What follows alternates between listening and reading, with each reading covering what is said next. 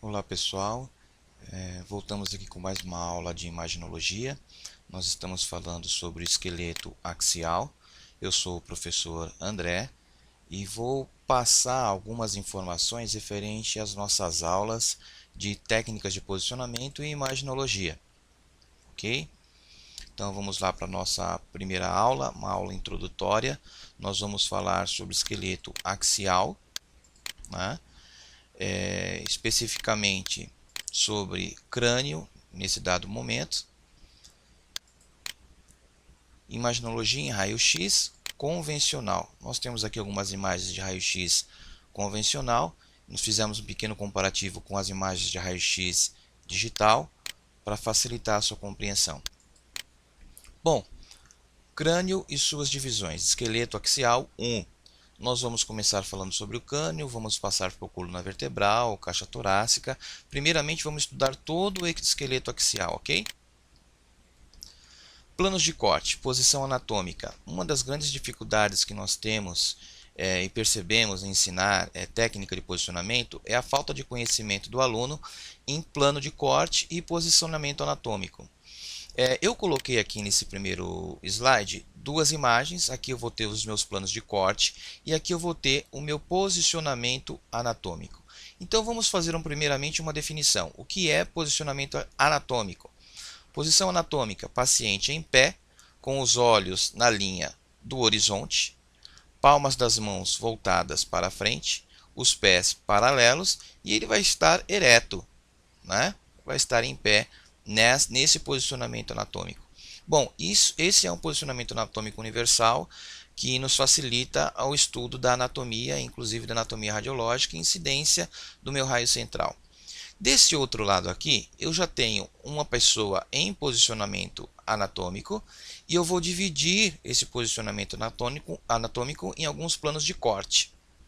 Então eu tenho o meu plano mediano ou meu plano medial, também conhecido como plano sagital. Vou ter o meu plano transverso e vou ter o meu plano coronal aqui. Então eu tenho o meu plano sagital dividindo o corpo em lateral esquerdo e lateral direito. Eu tenho o meu plano axial ou transverso que divide o meu corpo em parte superior e parte inferior. Eu também vou ter o meu plano coronal que vai dividir o meu corpo em parte anterior e parte posterior. Parte posterior e parte anterior. Então, quando eu penso em plano de corte, eu tenho que entender que eu estou falando de posicionamento anatômico. A pessoa vai estar com os olhos na linha do horizonte, as palmas das mãos voltadas para a frente e os meus pés paralelos. Ok? Então, esse é o princípio básico para você entender técnica de posicionamento. Dando continuidade, nós vamos para o nosso próximo slide. Nós vamos falar sobre crânio, é a parte cefálica, é a parte visceral. Dividimos o crânio em duas partes.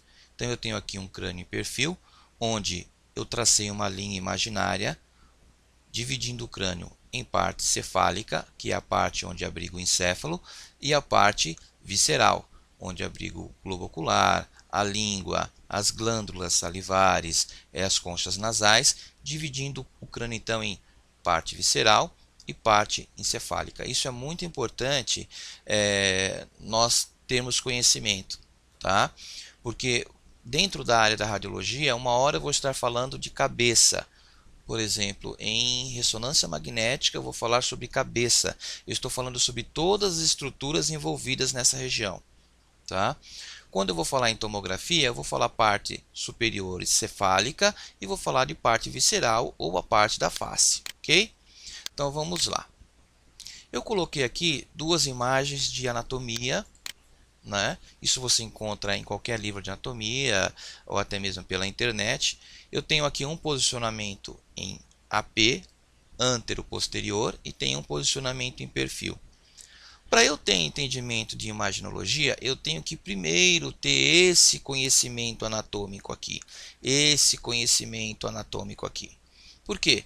porque são pontos primordiais que eu mais visualizo no crânio, tanto em AP quanto em perfil. Então vamos lá, essa toda parte em azul eu tenho o meu osso frontal, ele se repete aqui em perfil. Eu tenho aqui a asa maior do esfenoide, onde é a região que geralmente o pessoal chama de fonte. Eu vou ter aqui o meu osso nasal. O osso nasal, que na pessoa adulta ele é fundido, mas quando você é um jovem adolescente, ele tem duas partes, lateral direito e lateral esquerdo.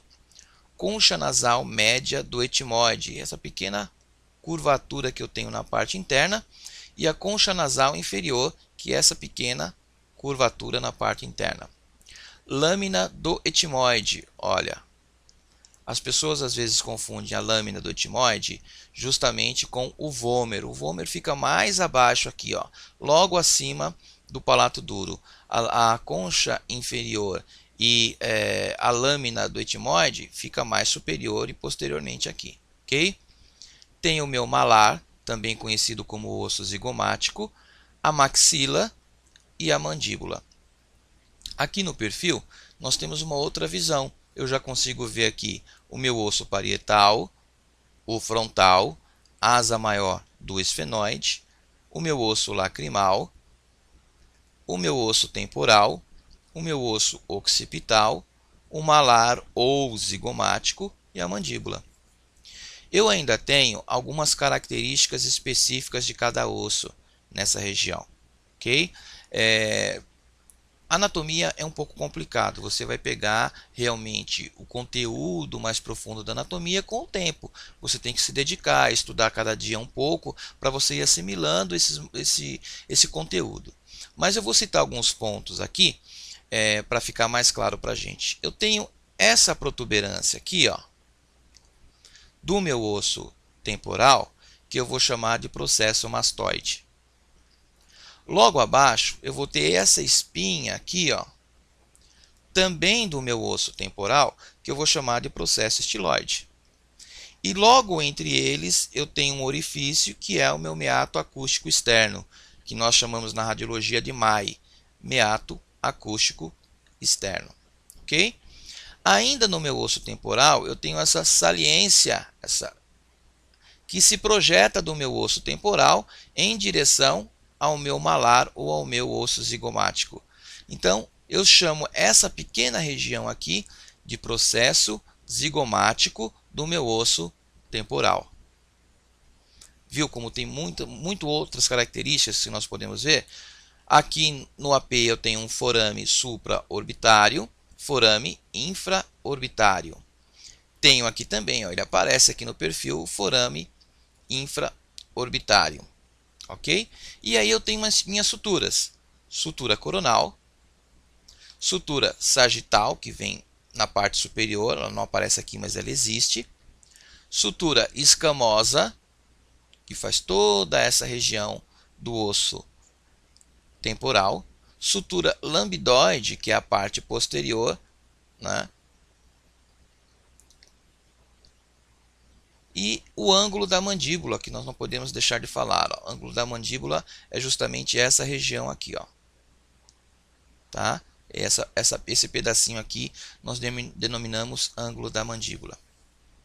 Eu tenho outras características ainda. Aqui no meu AP, eu consigo ver a espinha nasal anterior. No perfil também, ela aparece aqui, ó, espinha nasal anterior. Então, é notório, se eu tenho a anterior, eu vou ter a posterior. Só que não conseguimos ver nessa imagem específica de anatomia, ok? Bom, pontos topográficos. A anatomia se divide em várias partes. Eu tenho aqui, no caso, um posicionamento. Essa imagem você vai encontrar no livro do Bontrages. É um livro muito conhecido na área da radiologia, né? O pessoal, inclusive, diz que é a bíblia do tecnólogo em radiologia, é o Bontrages. O Bontrages ele vai dividir o eixo medial da pessoa e vai me dar pontos de referência. Então, eu chamo isso de pontos topográficos do crânio, ou anatomia topográfica, ou anatomia de superfície também. Você vai encontrar esse tipo de especificação na literatura. Então eu tenho aqui meu plano médio sagital, meu plano sagital mediano. E eu tenho pontos imaginários que eu criei para facilitar a visualização das estruturas internas do meu crânio. Então, olha só, eu tenho aqui a glabela. Glabela é um ponto imaginário que fica aqui entre as sobrancelhas da pessoa. É um ponto topográfico, é uma anatomia de superfície. A glabela existe como anatomia física? Não, ela é imaginária. Tá? Násio, logo mais abaixo.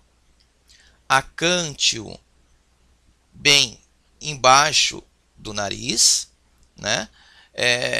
O ângulo da mandíbula, o gônio que está aqui, ó, e o ponto mentoniano, ou mento, que está nessa região aqui. Esses são pontos topográficos, tá? São simplesmente pontos de anatomia topográfica. Eles não existem na realidade na física, fisicamente eles não existem, mas são pontos de referências que eu tenho que saber para poder fazer a incidência do meu raio. Aqui no perfil, ó, vai se repetir, ó, glabela, násio, acântio, o mento ou ponto mentoniano, o ângulo da mandíbula, e eu tenho a parte lateral daqui da orelha. A orelha, eu tenho essa hélice maior aqui, onde a parte superior dela se chama topo da inserção da orelha.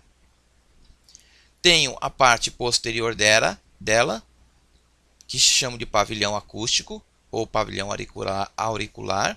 E tenho esse pequeno ponto onde geralmente as pessoas colocam um piercing ou algum adorno aqui, que eu vou chamar de tragus.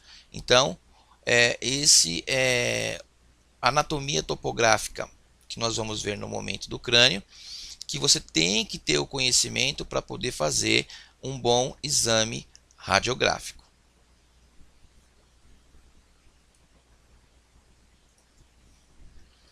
Bom, continuando, referente a pontos topográficos, eu vou criar algumas linhas imaginárias que vão ser referência para o meu posicionamento.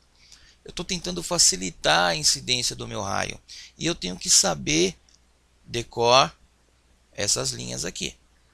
Então eu tenho aqui, ó, LGM, linha glabo-meatal. A linha glabo-meatal, ela vai me dar a referência que ela se origina na glabela e ela vai se projetar para a parte interna do meu meato acústico interno. Então ela parte da glabela e vai em direção ao meu MAI, meato acústico externo. Eu tenho a linha LOM, linha órbito meatal. Ela vai se projetar da parte lateral da órbita e também vai se projetar sempre ao meu meato acústico externo. Linha infraórbito meatal. Bom, o nome já diz, ela é infraórbito meatal, então ela vai estar se projetando da parte inferior da órbita para dentro do meu meato acústico externo. A LAM, linha acântio-meatal. Nós vimos a anatomia de superfície, que é o acântio, vai se projetar da região do meu acântio até o meu meato acústico externo. LLM, linha lábio-meatal. Lábio superior, geralmente eu vou ter um ponto de referência e essa linha vai se projetar referente ao meu meato acústico externo. LMM, linha mento-meatal. Tenho aqui a linha que se vai ser projetada do mento diretamente para o meu meato acústico externo. Então veja bem, o meu meato acústico externo, ele é o meu ponto de referência máximo. Por quê? Porque a orelha eu posso ter uma diferenciação de tamanho, dependendo da etnia, a pessoa tem uma orelha maior, uma orelha menor, enfim, né? E o meato acústico externo, ainda que você não tenha todo esse arcabouço acústico, o meato acústico externo sempre vai ser um ponto de referência, porque ele faz parte do meu osso temporal e ele não vai se movimentar, sempre vai estar na mesma região, ok?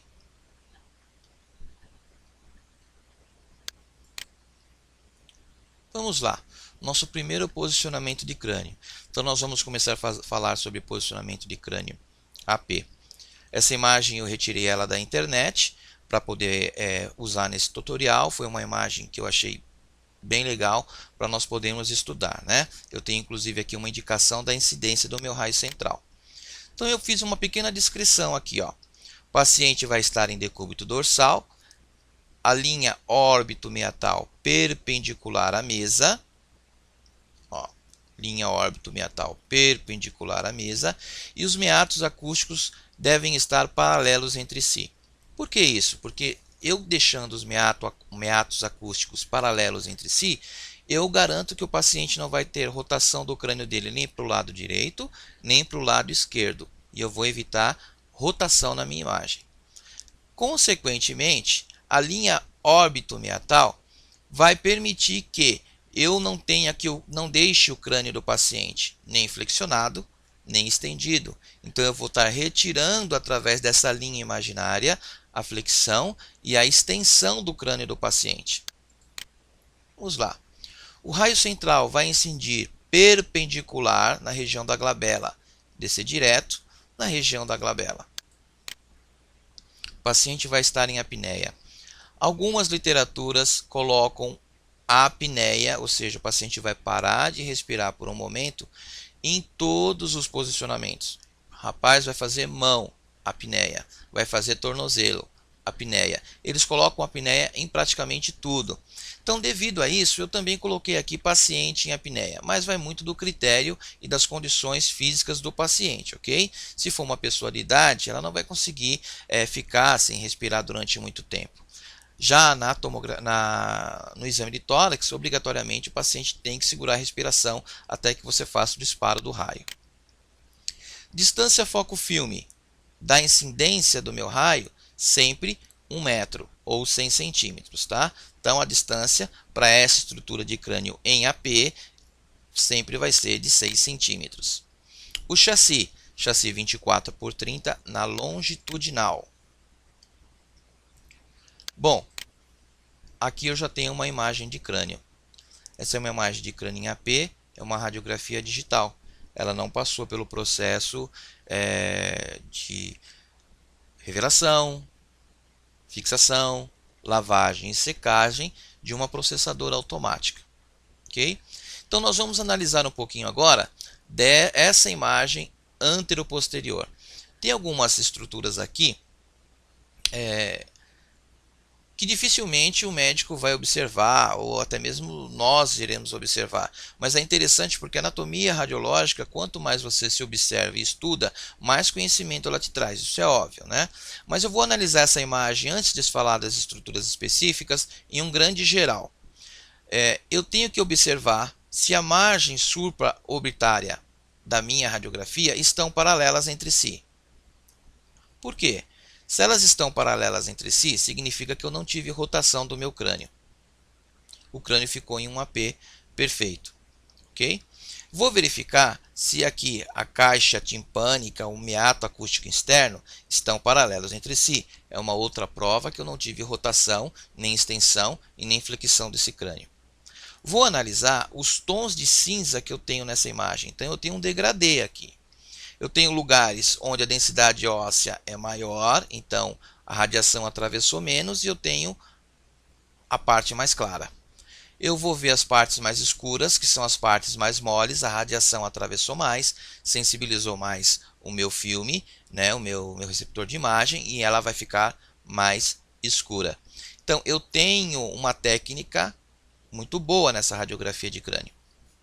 Agora vamos ver algumas estruturas anatômicas. Na parte superior, eu consigo ver uma sutura sagital. Então, eu tenho aqui o início da minha sutura sagital. Aqui, eu vejo a minha sutura coronal. Ela passa daqui e vai até aqui. Vejo o meu seio frontal. O seio frontal são essas duas manchas que nós vemos aqui, bem no centro da testa do paciente, aqui na região da glabela, tá? Então, o meu ponto de referência é a glabela. Estrutura que eu vou visualizar, seio frontal. São coisas diferentes. ok? Crista esfenoparietal, está aqui, ó.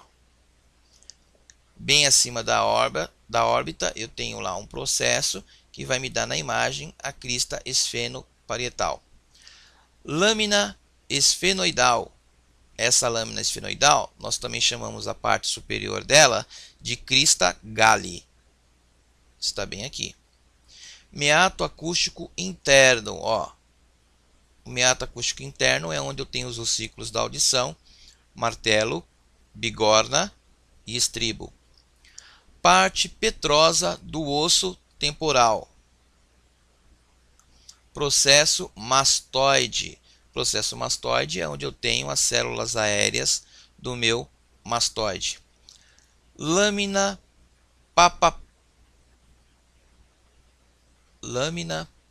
papirácea. Hoje teve um trava-língua aqui em mim. Fica aqui, ó, bem no cantinho da órbita.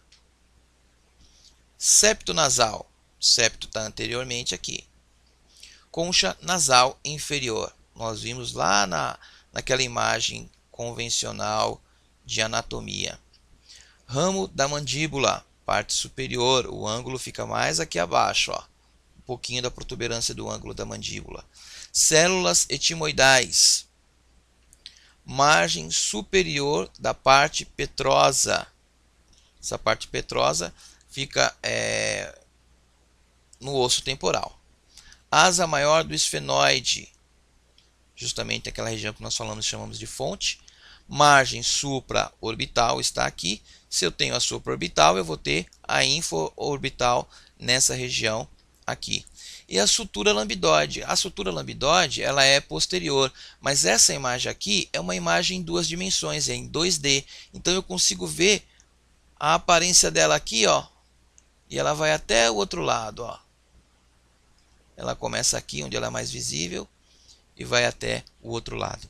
Então, essa é a primeira análise de uma radiografia de crânio antero-posterior digital que nós fazemos, depois de pegar todas aquelas bases anatômicas, de pegar a técnica do posicionamento, e evidentemente que você tem que saber a parte física, ou seja, eu tenho que saber calcular a quantidade de kV, ao menos, que eu vou colocar nessa radiografia. E para isso, eu tenho um cálculo básico. Se vocês não se lembram, eu vou repetir a fórmula para vocês. É estrutura multiplicado por 2, mais a constante do equipamento, que eu vou substituir os valores que eu tenho anatomicamente, para que ele me dê a quantidade de kV que eu tenho que empregar nessa radiografia, para que ela saia com essa qualidade de imagem.